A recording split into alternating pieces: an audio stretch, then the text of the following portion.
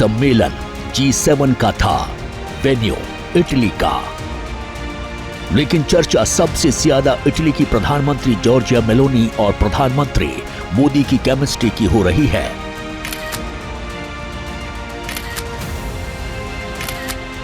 क्योंकि भारत G7 का सदस्य नहीं है, लेकिन बावजूद इसके इटली की प्रधानमंत्री मेलोनी ने पीएम मोदी का जिस तरह स्वागत किया, उसे पूरी दुनिया ने देखा है। क्योंकि इस वक्त पूरा सोशल मीडिया इन तस्वीरों से पटा पड़ा है। तस्वीरों में आप देख सकते हैं कि इटली की प्रधानमंत्री मेलोनी हाथ जोड़कर पीएम मोदी का स्वागत कर रही हैं और पीएम मोदी भी हाथ जोड़कर उनका अभिवादन स्वीकार कर रहे हैं। दरअसल इस बार का G7 की मेजबानी इटली कर रहा था। ऐसे में जितने वर्ल्ड लीडर इस सम्मेलन में आ रहे थे, इटली की प्रधानमंत्री मेलोनी सबका स्वागत कर रही थी। इसी दौरान प्रधानमंत्री मोदी पहुंचे तो मेलोनी ने हाथ जोड़कर इंडियन स्टाइल में उनका स्वागत किया। दोनों के बीच अच्छी केमिस्ट्री दिख रही थी, जो बता रही है कि भारत और इटली के रिश्ते कितने मजबूत हैं। इस बीच प्रधानमंत्री मोदी और जॉर्जिया मेलोनी के बीच द्विपक्षीय मुलाकात भी हुई, जिसकी तस्वीरें भी सोशल मीडिया पर जमकर शेयर की जा रही हैं। इसी दौरान इटली की प्रधानमंत्री मेलोनी ने अपने एक्स पर एक वीडियो पोस्ट किया है, जिसमें वो पीएम मोदी के साथ सेल्फी लेती नजर आ रही हैं। इस 5 सेकंड्स के वीडियो में मेलोनी हाथ हिलाकर hello from the melody team कहती सुनाई दे रही हैं। Hello from the melody team. ये वीडियो सोशल मीडिया पर तेजी से वायरल हो रहा है। इटली की पीएम के साथ हुई अपनी मुलाकात को लेकर प्रधानमंत्री मोदी ने एक्स पर लिखा, प्रधानमंत्री जॉर्जिया मेलोनी के साथ मेरी मुलाकात बहुत अच्छी रही। मैंने उन्हें भारत को G7 में भाग लेने के लिए आमंत्रित करने और इस शानदार आयोजन के लिए धन्यवाद दिया। हमने व्यापार, ऊर्जा, रक्षा, दूरसंचार और अन्य क्षेत्रों में इटली भारत संबंधों को मजबूत करने के तरीकों पर चर्चा की। हमारे देश जैव ईंधन, खाद्य प्रसंस्करण और महत्वपूर्ण खनिजों सहित भविष्य के क्षेत्रों में सहयोग करना जारी रखेंगे। पूरे 3 दिन तक दुनिया की निगाहें इटली में चले G7 सम्मेलन पर टिकी रहीं।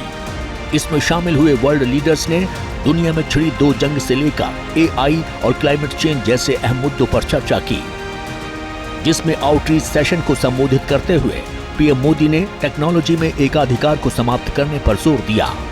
साथ ही साथ आर्टिफिशियल इंटेलिजेंस फॉर ऑल का मंत्र भी दिया। पीएम मोदी ने कहा कि भारत आर्टिफिशियल इंटेलिजेंस पर राष्ट्रीय रणनीति तैयार करने वाले पहले कुछ देशों में से एक है। आर्टिफिशियल एजेंसी के जरिए दुनिया भविष्य की नई संभावनाएं तलाश रही है, या यूं कहें कि दुनिया तेजी से बदल रही है, लेकिन बदले दौर में सावधानी भी जरूरी है। और यही बात प्रधानमंत्री मोदी G7 के मंच से दुनिया को बताने की कोशिश कर रहे थे।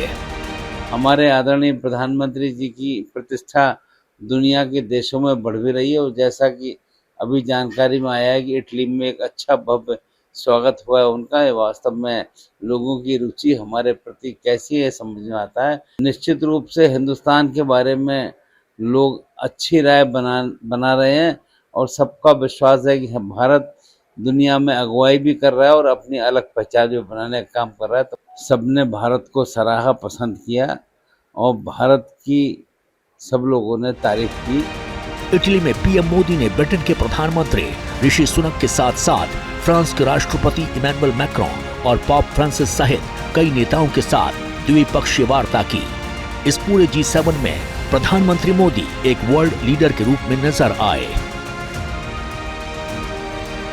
जिसकी बिग पिक्चर उस वक्त नजर आई जब G7 में शामिल हुए नेताओं के ग्रुप फोटो हुई, जिसके सेंटर पॉइंट में प्रधानमंत्री मोदी दिखाई दे रहे थे। दरअसल तीसरी बार प्रधानमंत्री का पद संभालने के बाद पीएम मोदी की पहली विदेश यात्रा थी।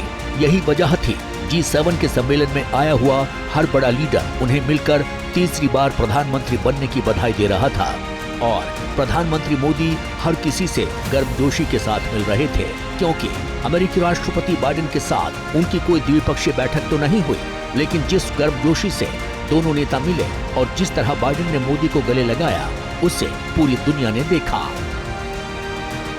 इस दौरान पीएम मोदी से एक मुलाकात यूक्रेन राष्ट्रपति वोलोदिमीर जेलेंस्की ने भी की, दोनों के बीच रूस और यूक्रेन के मुद्दे पर काफी देर तक चर्चा हुई।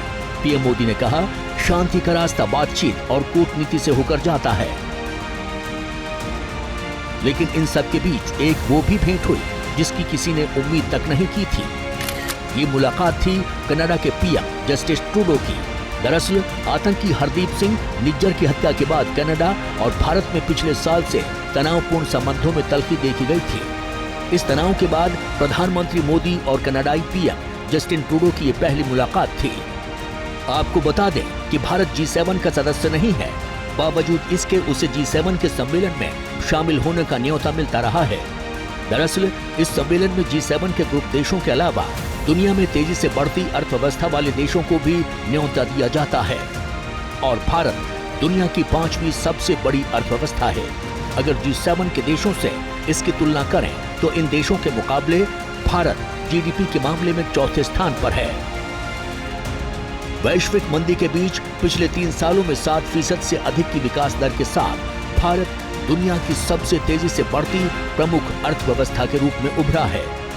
अगर आंकड़ों को देखें तो यूके, फ्रांस, इटली और कनाडा जो G7 देशों के समूह में शामिल है, उनकी जीडीपी भारत से कम है। G7 के देशों में अमेरिका पहले नंबर पर है, जबकि दूसरे नंबर पर जर्मनी और तीसरे नंबर पर जापान है। लेकिन जिस तरह से भारत का बाजार खुल रहा है, दुनिया की बड़ी बड़ी कंपनियां भारत आ रही हैं, उससे जल्द ही ये अंक तालिका बदल सकती है और भारत 2027 तक दुनिया की तीसरी बड़ी अर्थव्यवस्था बन सकता है, क्योंकि भारत का लक्ष्य 2047 तक विकसित देश बनने का है, जिसके लिए पीएम मोदी ने पूरा प्लान बना रखा है। भारत के हर कदम, हर एक्शन पर दुनिया की नजर है। हम आज क्या करते हैं, हम क्या हासिल करते हैं, ये दुनिया उत्सुकता से जानना चाहती है। हमारा लक्ष्य साल 2047 तक भारत को विकसित राष्ट्र बनाना है। हमारा लक्ष्य भारत को आर्थिक रूप से समृद्ध, सांस्कृतिक रूप से सशक्त और सामरिक रूप से समर्थ बनाना है। इसके लिए ये जरूरी है कि आने वाले 5 वर्षों के भीतर हम दुनिया की तीसरी बड़ी आर्थिक ताकत बने।